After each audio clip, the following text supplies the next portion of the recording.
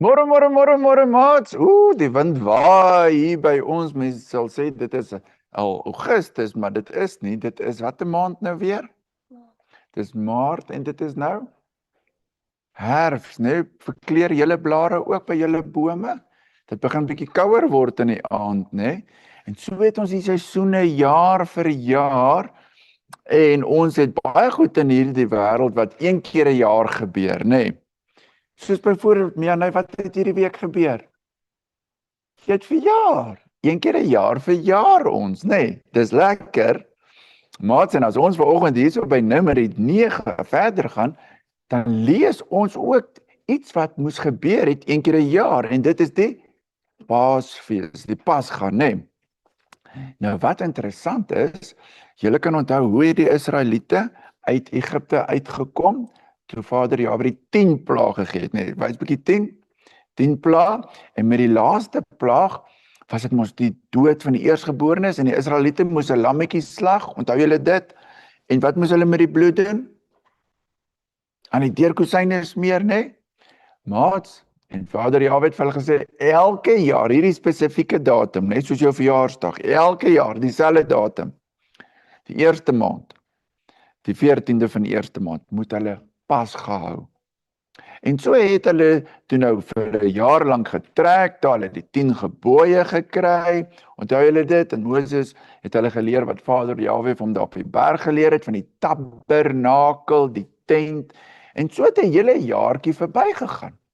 En nou, in die tweede jaar nadat hulle uitgetrek het, nou is dit weer daai tyd van die jaar, soos jou verjaarsdag, die eerste maand, die nuwe maand. En nou sê Vader Jahwe vir Israeliete, julle moet nou onthou, hierdie Pasga is belangrik. Julle moet dit elke jaar hou in die eerste maand op die 14de Abib. En so moes die Israeliete leer om dit elke jaar te doen. Laat hulle nie vergeet nie, want ons vergeet maklik. Maar sê vir my bietjie, vergeet ons verjaarsdag? Het jy jou verjaarsdag amper vergeet, Mia, nee? Nee, die aand voor die tyd rol jy rond, want jy gaan persente kry en jy is baie opgewonde. Maar die Israeliete moes onthou, die Pasga is baie belangrik, want dit vertel van Vader Jahwe se verlossing elke jaar. Maar oeps, nou is daar 'n probleem.